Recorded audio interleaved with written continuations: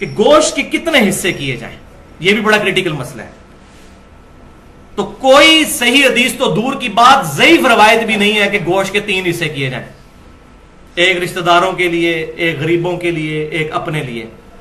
سارا خود بھی کھا سکتے ہیں، کوئی مسئلہ نہیں ہے، لیکن پریفریبل یہ ہے کہ غریبوں اور محتاجوں کو بھی کھلایا جائے. اور یہاں بات یاد رکھیں، حنفی بھی یہ بات نہیں مانتے. ان کے علماء ضرور کہتے ہیں کہ 3 حصے کریں، لیکن وہ بھی یہ بات ان کی کتابوں میں موجود ہے کہ 3 حصے کرنا ضروری نہیں، سارا خود بھی کھا سکتے ہیں.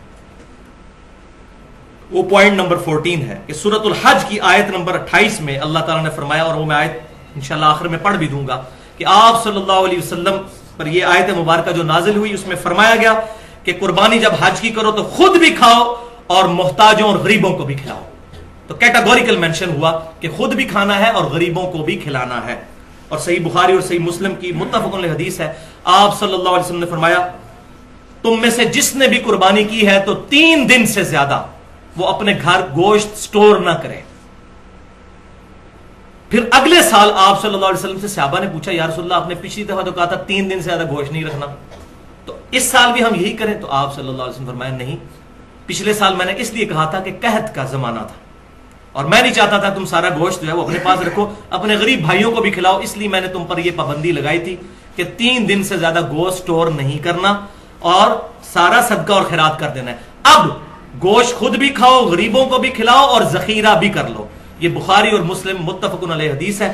اس حدیث میں بھی اشارہ مل گیا کہ قربانی کے 3 دن ہے، اشارہ ملا ہے 3 دن سے زیادہ نہیں رکھنا. اور یہ بھی پوائنٹ شیخ زبیر لزئی صاحب نے ایکسپلور کیا، اور واقعی حقیقت بات ہے کہ اس کے اندر امپلائڈ ہے کہ 3 دن قربانی ہے. بخاری مسلم کی حدیث میں 3 دن سے زیادہ گوشت نہیں رکھنا. پوائنٹ نمبر 15 نمبر، کیا قربانی کے گوشت تک روزہ رکھا جائے گا؟ یہ بھی پوائنٹ ہے. اکثر لوگوں میں یہ مشہور ہے کہ جی وہ گوشت پکے گا پھر آپ نے روزہ کھولنا ہے. دیکھیں اندازہ کریں، حالانکہ میں پہلے بھی بتا چکا کہ بخاری اور مسلم کی متفق علیہ حدیث ہے کہ 2 دن تو روزہ ہے ہی نہیں ہے، عید الفطر اور عید الاضحیٰ. اور صحیح مسلم ہے کہ یوم تشریق بھی کھانے پینے کے دن ہے، ان میں بھی روزے سے ایوائڈ کرنا چاہیے، کھانے پینے کے دن. یہ پتہ نہیں مسئلہ کہاں سے نکالا. البتہ ایک بات ضرور ہے، وہ جامعہ ترمذی میں ہے صحیح سند کے ساتھ کہ آپ صلی اللہ علیہ وسلم نے فرمایا کہ جو عید الفطر کے لیے آپ صلی اللہ علیہ وسلم جب جایا کرتے تھے تو آپ صلی اللہ علیہ وسلم گھر سے کچھ کھا کر جایا کرتے تھے چھوٹی عید کے لیے، اور بڑی عید کے لیے جب آپ صلی اللہ علیہ وسلم جایا کرتے تو بغیر کھائے پیے جایا کرتے اور واپسی پر آ کر کھایا کرتے. اس میں یہ موجود نہیں کہ وہ گوشت پکا کے کھاتے تھے، بس یہ کہ واپسی پر آ کر کھاتے تھے، یعنی جاتے وقت کچھ نہیں کھانا. البتہ یہ ضرور ہے کہ اگر جلدی قربانی ہو جاتی ہے بالکل ارلی ان دا مارننگ تو سب سے بہتر یہ ہے کہ آپ اسی گوشت کے ساتھ ناشتہ کریں. لیکن وہ قربانی ہونی ہے 2 دن، دوسرے دن اگر آپ کو ٹائم دیا ہوا ہے کسی مدرسے والے تو 2 دن کا روزہ رکھیں گے، تو یہ عقلی طور پہ ہی غلط ہے بات. دیکھیں نا، عقل میں نہیں بات بیٹھتی. یہ ہو گیا وہ الزامی جواب جس کو پنجابی میں پھکی کہتے ہیں. تو جس کو تیسرا دن ملا تو وہ بندہ ہی مارا جائے گا عید کے چکر میں. تو یہ بات سمجھ لیں کہ عید کے بعد کھانا، یعنی عید سے پہلے کھانا نہیں، عید کے بعد آ کر کھائیں. تو یہ نہیں. ہاں یہ ضرور ہے الحمدللہ صحیح مسلم میں مولا علی رضی اللہ تعالیٰ عنہ 100 اونٹ لے کر آئے یمن سے حج کے موقع پر. صحیح مسلم میں وہ ڈیٹیل حدیث ہے. یہ وہی حدیث ہے 2950 نمبر حدیث جس میں حجۃ الوداع کا حضور کا خطبہ بھی ہے. میں اپنے بعد تم میں وہ چیز چھوڑ کر جا رہا ہوں، اگر مضبوطی سے پکڑ لیا کبھی گمراہ نہیں ہو گئے. وہ اللہ کی کتاب ہے. صحیح مسلم میں اللہ کی کتاب. جابر بن عبداللہ رضی اللہ تعالیٰ عنہ سے روایت. پھر جابر بن عبداللہ کہتے ہیں کہ سیدنا علی 100 اونٹ لے کر آئے. نبی صلی اللہ علیہ وسلم نے اپنے مبارک ہاتھوں سے 63 اونٹ قربان کیے، اور اس میں اشارہ موجود تھا کہ یہ آپ کا آخری سال ہے، کیونکہ 63 سال ہی آپ کی زندگی ہوئی. آپ نے پوری زندگی کی قربانیاں ایک دفعہ کی 63 اونٹ. یہ تو بعد میں پتا چلا نا. اور بخاری اور مسلم میں حدیث ہے بڑی رکت والی. صحابہ کہتے ہیں حضور ہم میں موجود تھے اور ہم کہا کرتے تھے یہ حجۃ الوداع ہے. یہ واو پہ زبر ہے، ودا نہیں لفظ ہوتا، حجۃ الوداع. لیکن ہمیں اس وقت نہیں پتا تھا ہم اسے حجۃ الوداع کیوں کہتے ہیں، حالانکہ الوداع ہی تھا. تو بعد میں پتا چلا یہ حجۃ الوداع کیوں ہے، آپ صلی اللہ علیہ وسلم کا وہ آخری سال تھا. تو حجۃ الوداع کے موقع پر آپ صلی اللہ علیہ وسلم نے 63 اونٹ اپنے مبارک ہاتھوں سے قربان کیے، اور پھر 37 اونٹ سیدنا علی کو کہا کہ تم قربان کرو. تو سیدنا علی نے وہ 37 اونٹ قربان کر کے 100 کا ہنسا پورا کیا. پھر جابر بن عبداللہ کہتے ہیں آپ صلی اللہ علیہ وسلم نے حکم فرمایا کہ ہر اونٹ میں سے ایک ایک گوشت کی بوٹی لی جائے 100 اونٹوں میں سے. اور پھر اس کو ایک دیگ میں پکایا جائے، یعنی 100 اونٹوں کی ایک ایک بوٹی لے کر وہ پھر دیگ میں پکائی گئی، پھر گوشت اس کا تیار ہوا تو جابر بن عبداللہ کہتے ہیں پھر ان دونوں نے بیٹھ کر کھایا. کس نے؟ نبی صلی اللہ علیہ وسلم اور سیدنا علی رضی اللہ تعالی. تو لیکن یہاں پر یہ کریٹیکل مسئلہ بھی سمجھ لیں کہ اونٹ کا گوشت کھانے سے وضو ٹوٹ جاتا ہے. یہ صحیح مسلم میں حدیث ہے. آپ صلی اللہ علیہ وسلم نے پوچھا گیا یا رسول اللہ صلی اللہ علیہ وسلم ہم بکری کا گوشت کھا کر وضو دوبارہ کریں؟ فرمایا مرضی ہے، کر لو، ٹھیک نہ کرو تو کوئی حرج نہیں. پھر پوچھا اونٹ کا گوشت کھا کے، فرمایا کہ اونٹ کا گوشت اگر کھاؤ تو پھر وضو دوبارہ کرو. کھال کا مصرف کیا ہونا چاہیے؟ کیونکہ کھال تو بڑی مصیبت بن گئی ہے. پہلے تو خالی مولوی لڑتے تھے کھالوں کے لیے، اور ان کا بس چلے تو آپ کی کھال بھی عید والے دن اتار کے لے جائیں اور جا کے اس کو بیچ کے تو اس سے جو ہے چندہ اکٹھا کریں.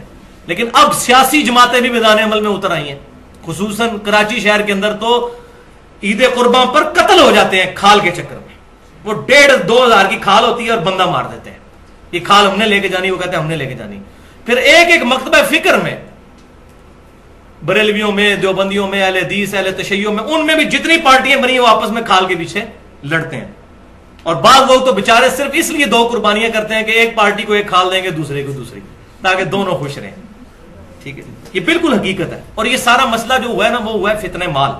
میں پھر ریپیٹ کروں گا، مسئلہ نمبر 51، 1.5 گھنٹے کی گفتگو، رزق حرام، فتنہ مال اور دنیا پرستی کا انجام اور اس کا علاج. آج تک کسی بندے نے رزق حرام پہ یہ گفتگو نہیں کی ہے. کیوں؟ کہ وہ پرٹیکولر آیات ہے ہی علماء کے بارے میں ہے کہ یہ حرام خور ہے. وہ ساری آیات میں نے پیش کی ہیں. امت کے بارے میں تو بعد میں ہے. جامع ترمذی میں صحیح حدیث ہے، ہر امت کا ایک فتنہ اور میری امت کا فتنہ مال ہے. تو میں نے ڈیٹیل کے ساتھ اس میں بیان کیا ہے. تو صحیح بخاری اور صحیح مسلم کی متفق علیہ حدیث ہے اس کھال والے کانٹیکسٹ میں کہ سیدنا علی رضی اللہ تعالیٰ عنہ کہتے ہیں کہ نبی صلی اللہ علیہ وسلم نے میری ڈیوٹی لگائی تھی اونٹوں پر کہ میں اونٹوں کی قربانی کے لیے ان سے پہلے جو ہے ان کی نگرانی کروں، اس کے بعد ان کی لگاموں کو اور ان کے پالان جو ان پر رکھے ہوتے ہیں اور لگامیں جو ساتھ ہوتی ہیں ان کو اور ان کی کھال کو صدقہ کروں، اور کسائی کو یعنی قصاب کو اس کی اجرت نہ دوں کہ اس کے کھال اس کے حوالے کر دی جائے کہ یہ اجرت ہے تمہارے قربان کرنے کی، اپنی طرف سے اجرت دو. یہ آپ صلی اللہ علیہ وسلم کی حدیث صحیح بخاری اور صحیح مسلم میں ہے. سیدنا علی کو آپ صلی اللہ علیہ وسلم نے کیٹاگوریکل مینشن کیا کہ اس کے ساتھ جو رسی لگی ہوئی ہے، لگام بھی لگی ہے، پالان بھی لگا ہوا ہے، جو جو چیزیں اونٹ کے ساتھ ہیں اس کی کھال یہ تمام صدقہ ہوں گی، اور اس کا مصرف وہی ہوگا جو گوشت کا مصرف ہے، یعنی خود بھی استعمال میں لا سکتے ہیں کھال کو. وہ صحیح مسلم میں حدیث ہے کہ آپ صلی اللہ علیہ وسلم نے کھال اپنے ذاتی استعمال میں لانے کی بھی اجازت مرحمت فرمائی ہے. یعنی گوشت بھی ہم استعمال کر سکتے ہیں، کھال بھی. اس وقت صحابہ کرام علیہم رضوان گھروں میں مسلح بنا لیا کرتے تھے کھالوں کا، ڈول بنا لیا کرتے تھے اس چمڑے کا، خود استعمال کر سکتے ہیں. اب مصرف کیا ہے اس کا؟ تو بھائیو پہلا مصرف تو یہ ہے کہ غریب رشتہ داروں کو صدقہ اور خیرات کیا جائے، کیونکہ قرآن پاک میں سب سے زیادہ زور جو ہے وہ رشتہ داروں سے حسن سلوک ہے. اس کے بعد جو جو بھی لوگ دین کے لیے کام کر رہے ہیں یا این جی اوز ہیں، مثال کے طور پر عیدی ویلفیئر ٹرسٹ والے ہیں، شوکت خانم والے ہیں، اسی طریقے سے الخدمت فاؤنڈیشن ہے جماعت اسلامی کی، وہ ہیں، اسی طریقے سے فلاح انسانیت جماعت الدعوہ کی ایک ونگ ہے جو یہ کام کر رہے ہیں. تو جو جو بھی خدمت خلق کے لیے کام کر رہا ہے ان کو بھی دے جا سکتی ہے کھال. الحمدللہ اس میں کوئی مسئلہ نہیں ہے. پوائنٹ نمبر 17، آخری پوائنٹ، اور یہ خصوصاً بیرون ملک مقیم مسلمانوں کے لیے، کیا غیر مسلم کو قربانی کا گوشت دیا جا سکتا ہے یا نہیں؟ انشاءاللہ میری علم کے حد تک اب کوئی مسئلہ ایسا نہیں جو میں نے ایڈریس نہ کیا ہو. تو یہ مسئلہ بھی اب سمجھ لیجئے کہ قرآن پاک میں کیٹاگوریکل یہ سٹیٹمنٹ ہے. سورۃ الحج آیت نمبر 28، بسم اللہ الرحمن الرحیم، فَكُلُوا مِنْهَا وَأَطْعِمُوا الْبَائِسَ الْفَقِيرَ. تو جب یہ قربان کر چکو جانور تو اس میں سے خود بھی کھاؤ اور محتاج غریبوں کو بھی کھلاؤ. اب اس میں غریب مسلمان ہے یا غیر مسلم اس کی کوئی تفریق نہیں، اور نہ ہی کسی حدیث کے اندر یہ تفریق آئی ہے. تو اپنی طرف سے شریعت سازی کرنے کی ضرورت نہیں، بلکہ تالیف قلب کے لیے جس طرح ہمارے پاکستان انڈیا میں بعض اوقات ہمارے گھروں میں کام کرنے والے کرسچنز ہوتے ہیں، ان کے تعریف قلب کے لیے دیا جائے تو بہت زیادہ ثواب ہے.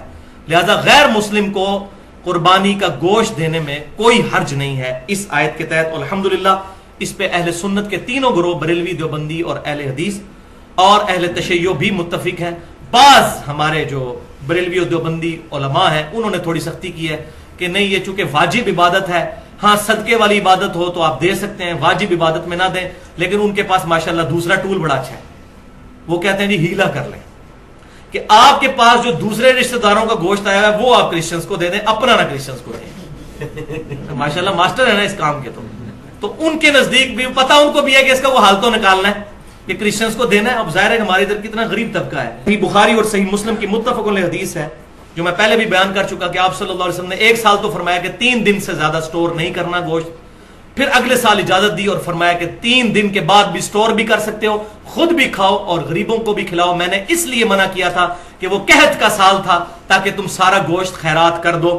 لہٰذا اس کے تحت اجتہادی یہ مسئلہ نکلتا ہے کہ آج بھی ہماری گورنمنٹ آف پاکستان اگر کوئی قحط والا معاملہ ہو جائے یا کوئی نیچرل ڈیزاسٹر ہو جائے، جیسا کہ کبھی زلزلہ یا سیلاب آ جاتا ہے، تو گورنمنٹ آف پاکستان اگر ایک ایگزیکٹو آرڈر یہ جاری کر دے کہ جو قربانی کا گوشت ہے بس تھوڑا سا اپنے گھر میں رکھیں اور باقی سب گورنمنٹ کے پاس جمع کروائیں تاکہ ان غریب لوگوں تک پہنچایا جائے، تو یہ بالکل جائز ہے، یہ کیا جا سکتا ہے ایگزیکٹو آرڈر کے طور پر.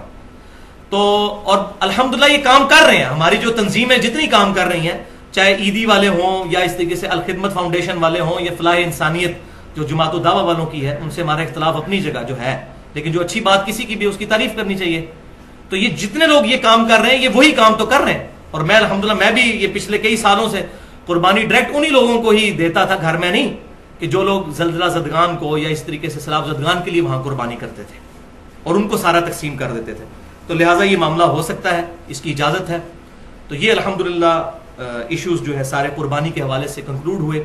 اللہ تعالیٰ سے دعا ہے جو میں نے حق بات آج کہی ہمارے دلوں میں راسخ فرمائے، اور اگر جذبات میں میرے منہ سے کوئی غلط بات نکل گئی تو اللہ تعالیٰ ہمارے دلوں سے محو کر دے. ہمیں کتاب و سنت کو سلف کے منہج کے مطابق سمجھنے اور دوسروں تک پہنچانے کی توفیق عطا فرمائے، اجماع امت کو حجت مانتے ہوئے اور جب کبھی ضرورت ہو تو قیاس کو جائز سمجھتے ہوئے.